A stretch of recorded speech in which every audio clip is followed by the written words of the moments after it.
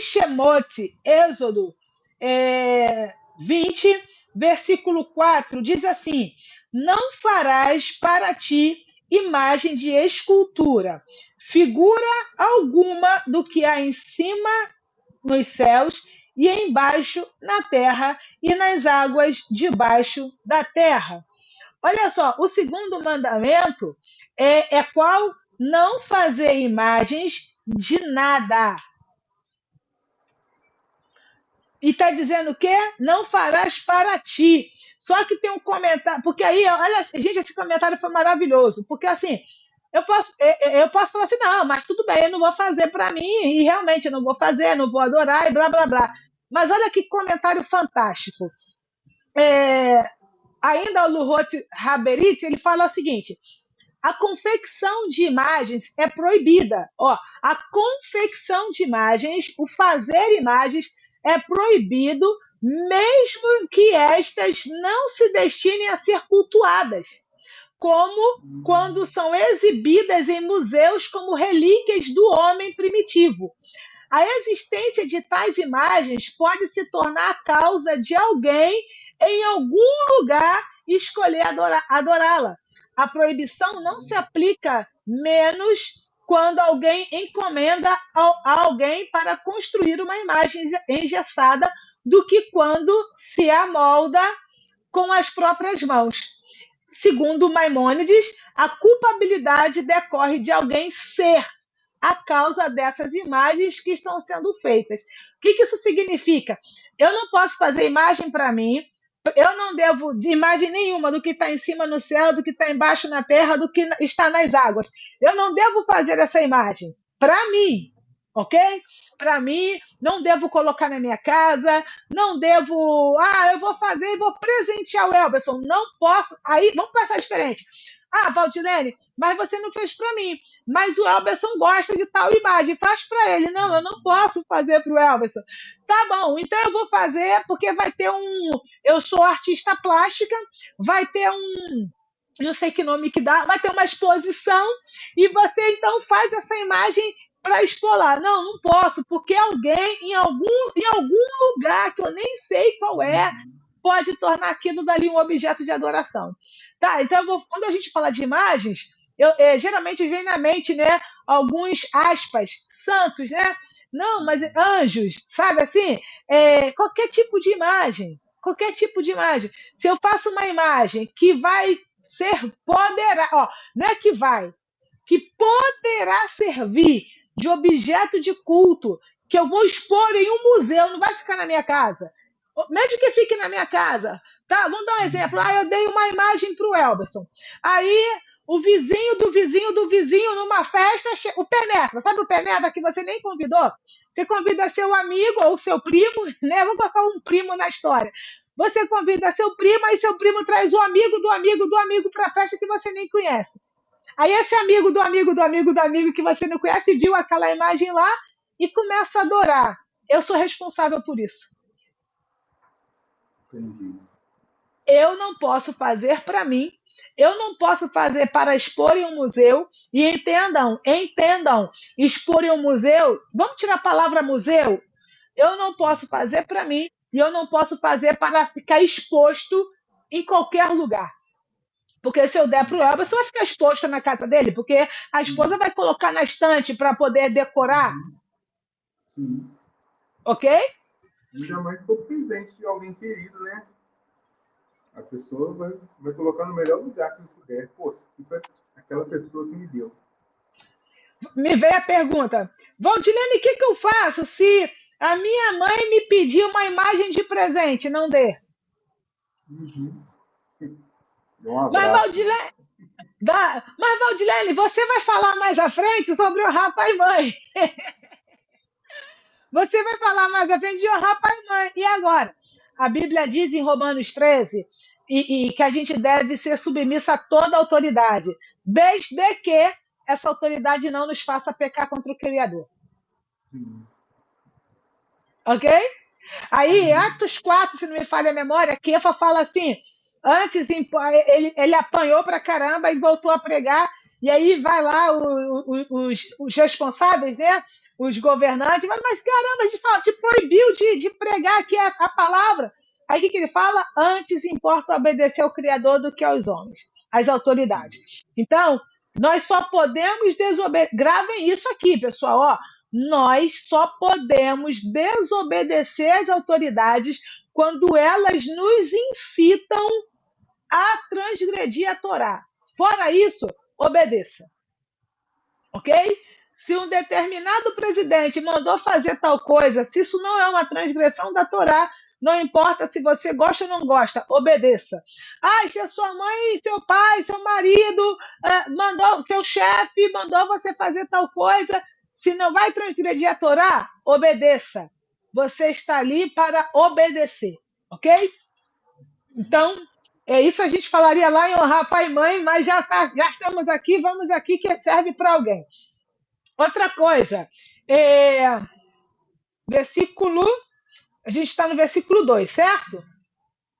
Só que o versículo 2, desculpa, não é versículo 2, pessoal, é segundo mandamento, segundo pronunciamento, perdão. Só que ele continua, tá? Ele diz assim, a gente deu 20, versículo 4, agora vamos ler o versículo 5 e 6. Além de não fazer, tá? Não te prostrarás diante deles, nem lhes servirás, pois eu sou o eterno, teu Elohim, Elohim zeloso ou ciumento, que visita a iniquidade dos pais nos filhos, sobre a terceira e quarta geração dos que me amam, aos que me amam, sobre terceira e sobre a quarta geração, aos que me aborrecem, versículo 6, e faço misericórdia até 2.000 gerações aos que me amam. Então, primeiro, a gente já sabe que não deve fazer imagens. Aí o Eterno está dizendo que, além de não fazer, eu não devo me prostrar diante delas. Mas, Valdilene, olha só, eu não me prostro diante das imagens. Mas a gente precisa ir além do que está escrito nesse caso aqui. Se prostrar não é específico, claro que é a gente se curvar, a gente fazer reverência, sim, mas eu estou falando aqui está sim falando de um ato físico, de dobrar o joelho, de fazer assim, por exemplo, ok? Mas eu também posso muito bem diante, por exemplo, tá, pessoal? Estou lá diante do rei da Inglaterra. Eu posso me curvar diante dele sem problema algum, como uma questão de reconhecer a autoridade dele, de reverência por ele ser uma autoridade, mas eu não estou adorando ele. Eu posso me baixar para o meu pai, para minha mãe, como um sinal de reverência, porque eu reconheço a autoridade deles, não porque eu estou colocando eles na posição de Elohim, na posição de Deus. Agora, se a gente for além disso... Não, a gente vai além disso. Porque tem os dois, Elberson. A gente está falando de imagens, mas a imagem não... Obrigada, Elberson, obrigada mesmo. No versículo anterior, a gente falou de imagens e eu deixei muito claro a questão do quê? A questão do objeto, né? Eu deixei claro a questão do objeto. Mas, na verdade, eu também posso fazer uma imagem ou ter uma imagem mental. Certo? Eu posso criar, porque a Bíblia diz que as nações criam seus ídolos.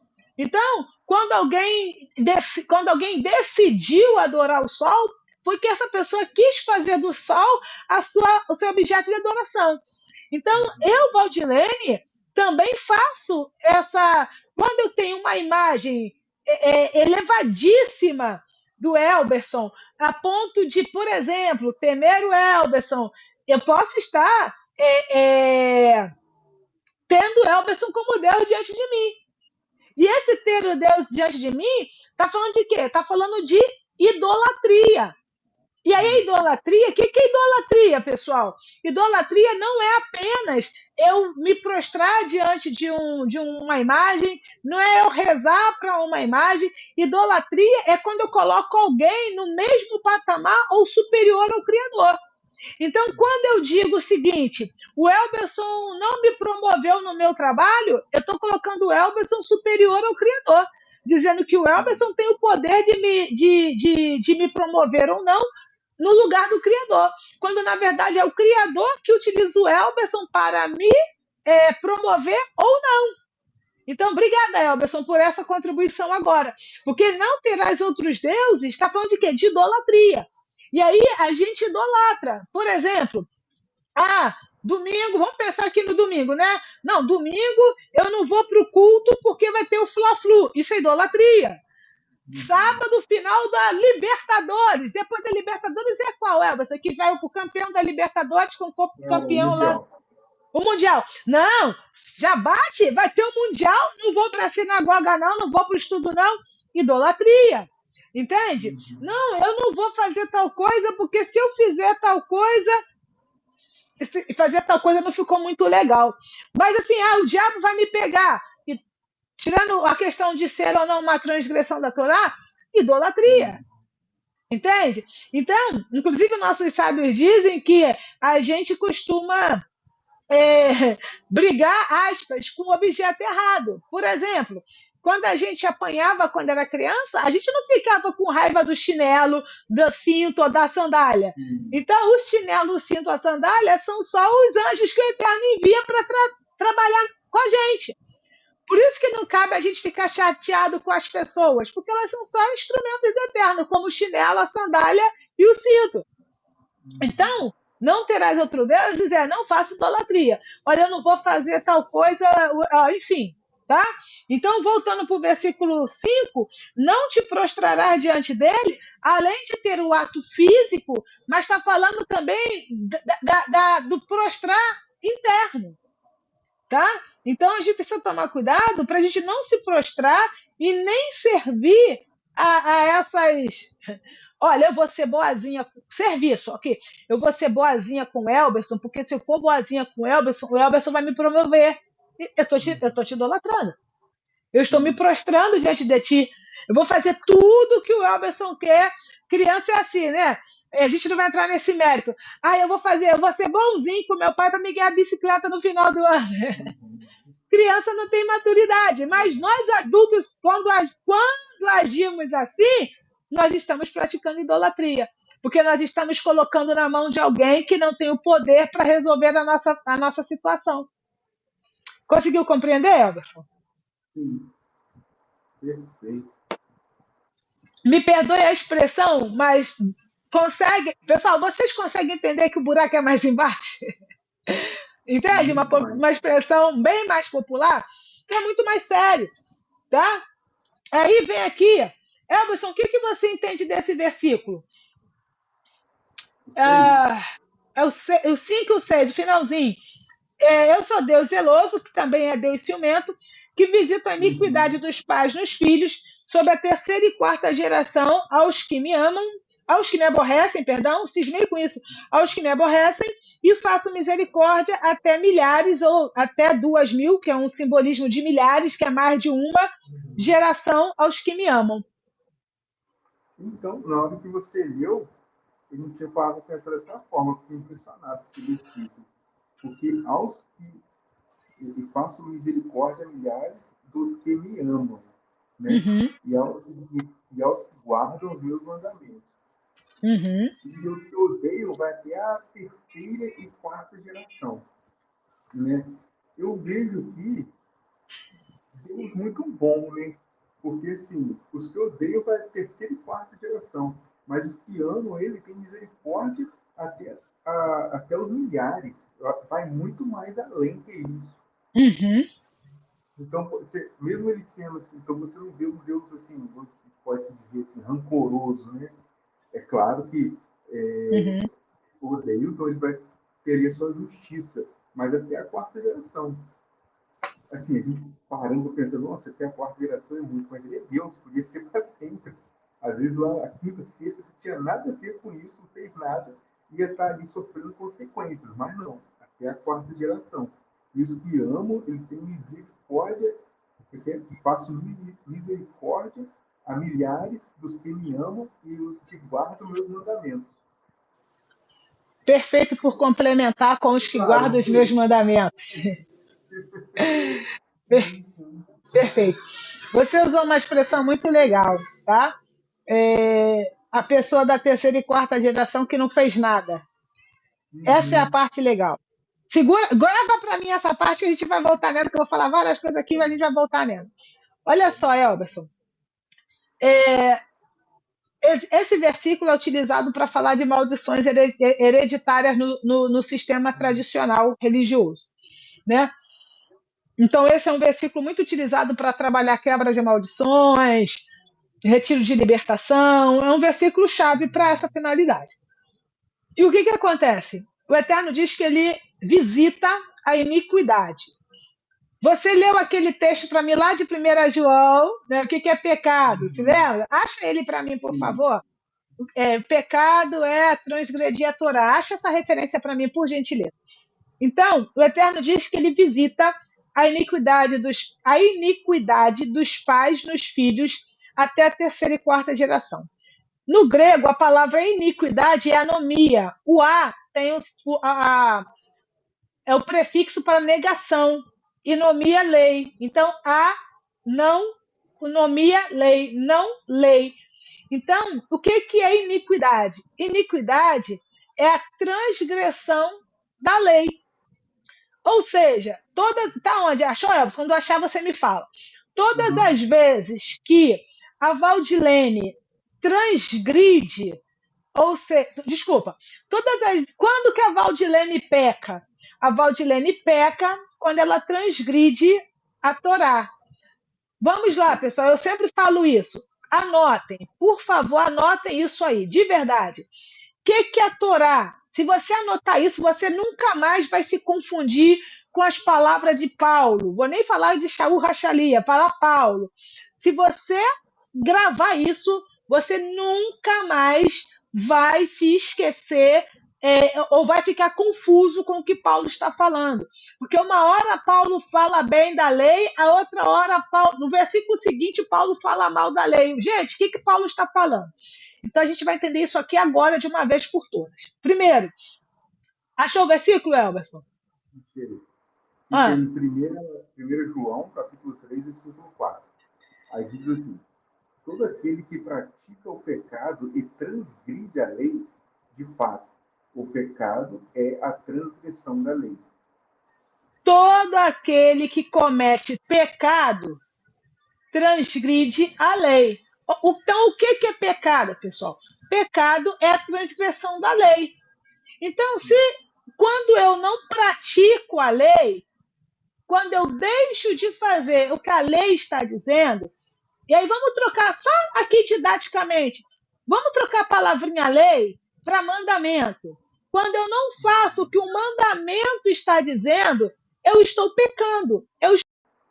Então, voltando. Então, todas as vezes que eu não faço o que o mandamento está dizendo, então, por exemplo, a gente leu aqui que eu não devo ter outros deuses diante do Senhor.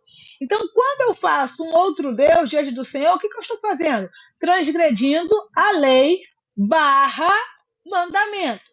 Aí o Senhor disse que eu não devo me prostrar diante de uma imagem. Eu não devo nem fazer uma imagem. Aí eu faço uma imagem e guardo de estimação. O que eu estou fazendo? Eu estou transgredindo, ou seja, eu estou pecando. Então, se o Senhor disse, gente, você nunca, bem com a mão com açúcar, se Deus disse que eu não devo, por exemplo, que eu devo, vamos falar assim, que eu devo honrar pai e mãe, porque esse é um mandamento que ninguém diz que foi abolido, né? Os outros foram, mas esse não. Mas vamos lá. Se Deus disse que eu devo honrar pai e mãe, se eu não honro pai e mãe, eu estou fazendo o quê? Eu estou pecando. Por quê? Porque eu estou deixando de fazer o que Deus disse. Então vamos lá.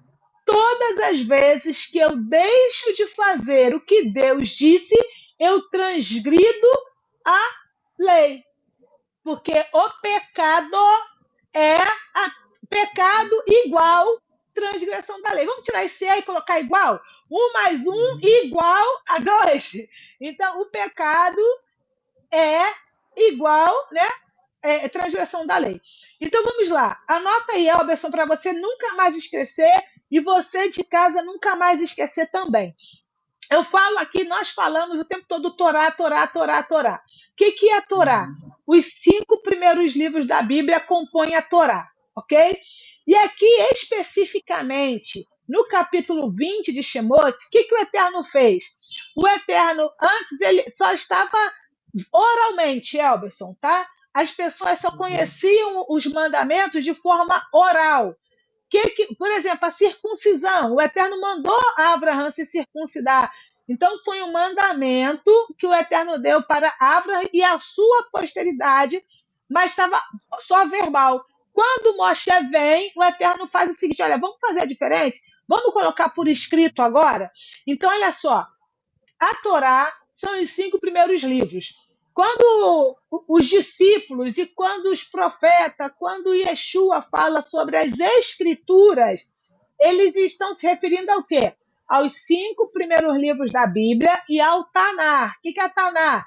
De Gênesis até Malaquia, tá?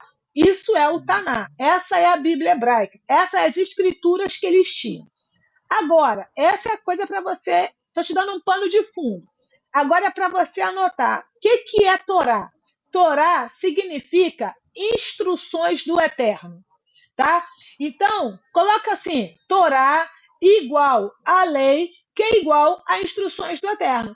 Então, todas as vezes que você vê a palavra lei na Bíblia, você tira a palavra lei, tira ela, apaga a palavra lei e coloca Hasbe Shalom, e coloca instruções do Eterno. Então, quer ver? Eu estou com a Bíblia online aqui. Eu vou pegar um versículo qualquer aqui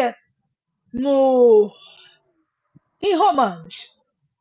Bem que Gálatas é ótimo para isso, né? Lei, Romanos. Deixa eu ver se eu acho aqui.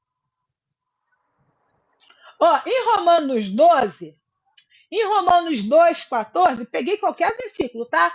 Romanos 2,14 diz assim: quando, pois, os gentios que não têm lei procedem por natureza de conformidade com a lei, não tendo lei, servem eles de lei para si mesmos. Então, olha só, vou trocar a palavrinha lei.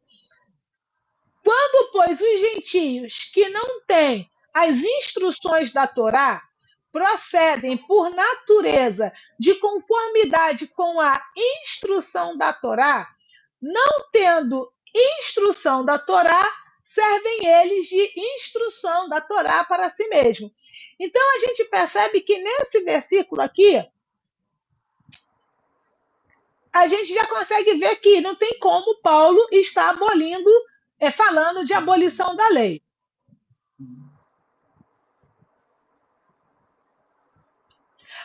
Bom, aí já é Salmos, né? Olha só que legal. Romanos 8:2.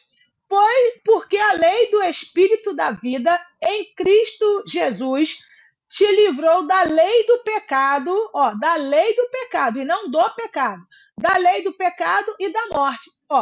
Porque as instruções do Eterno, que é do Espírito da vida, né? Porque está falando dele, porque as instruções do Espírito da vida em Cristo, o Mashiach, te livrou da instrução do Eterno do pecado? Não faz sentido. Concorda comigo?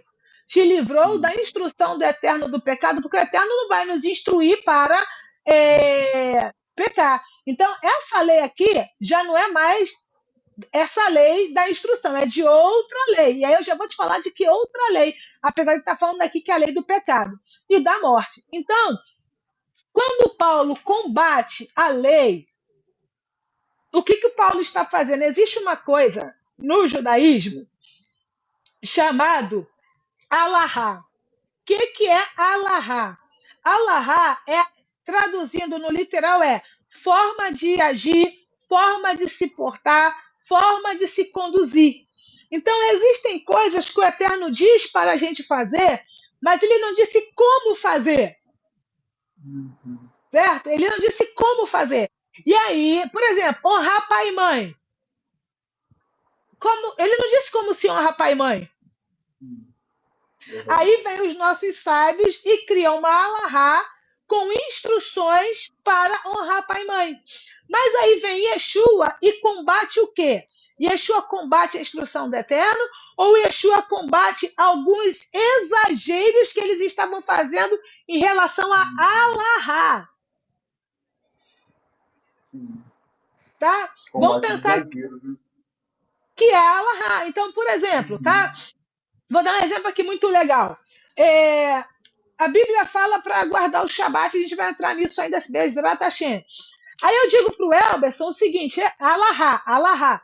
Elberson, você tem que vir... Pô, aqui pelo menos está quente pra caramba, não sei como é que está aí, tá, Elberson? Aí, por exemplo, aqui está muito quente. E como eu já falei algumas vezes, eu não tenho ar-condicionado, eu tenho até um problema para ter ar-condicionado. Aí eu chamo o Elberson para vir para cá e o Elberson também é bem calorento.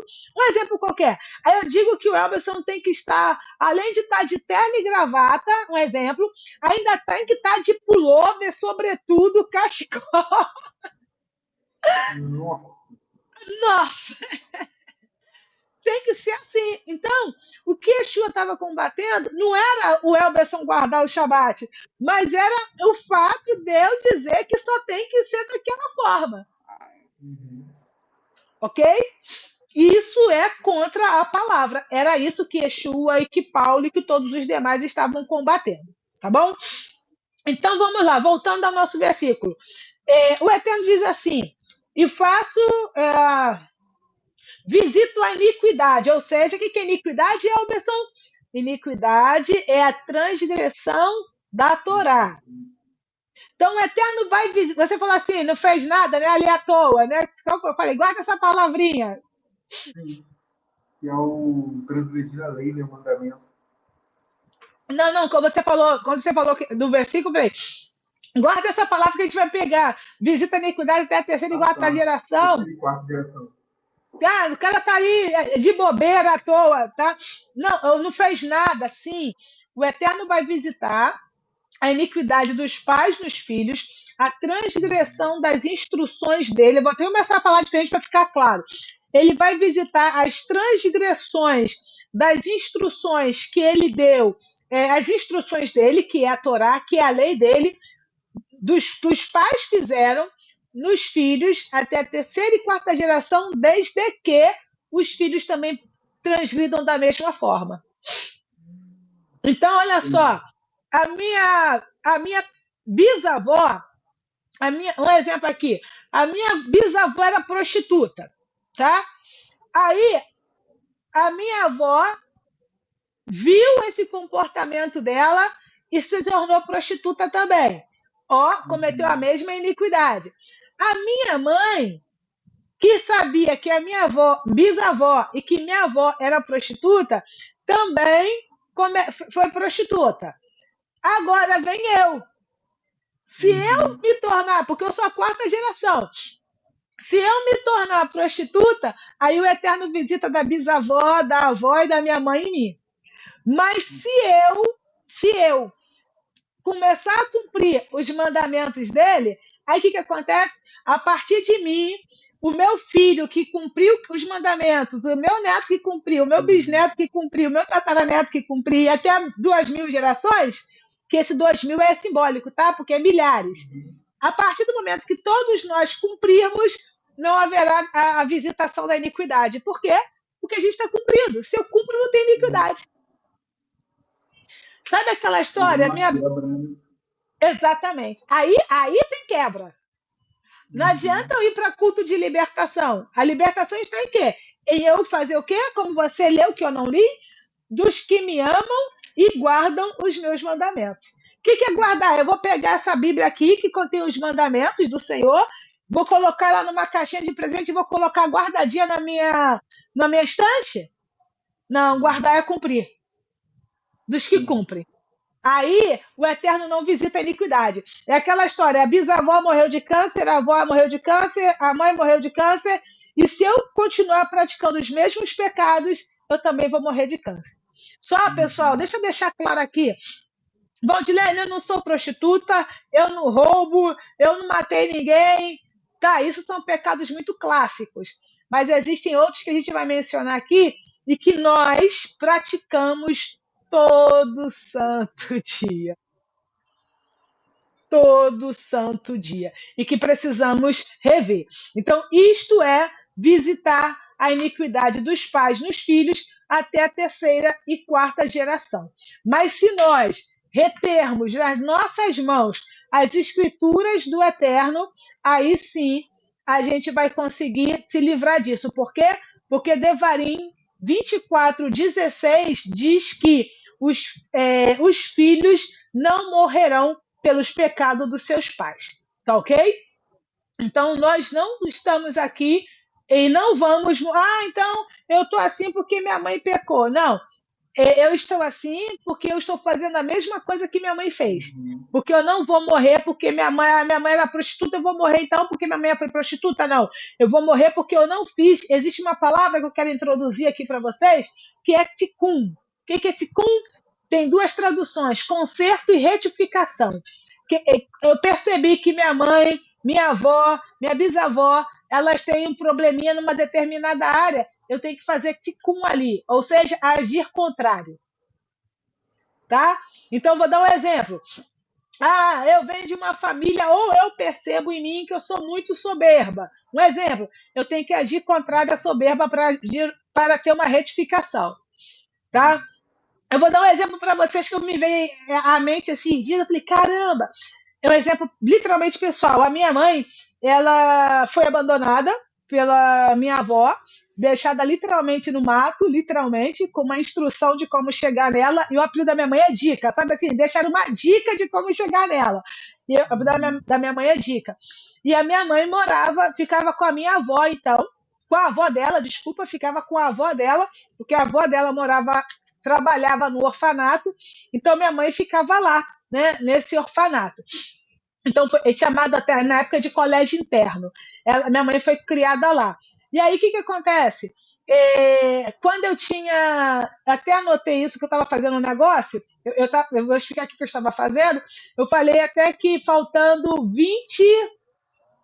23 dias para eu completar 20 anos, se não me falha a memória, eu tive um apadrinhamento afetivo. Né? Eu sempre falo da Magali Fernandes, que ela não foi oficial, né? Não fomos no cartório para fazer toda uma documentação, mas a Magali me adotou. Olha só, minha mãe foi, aspas, né? Foi adotada pela avó. Olha como é que é a questão da retificação.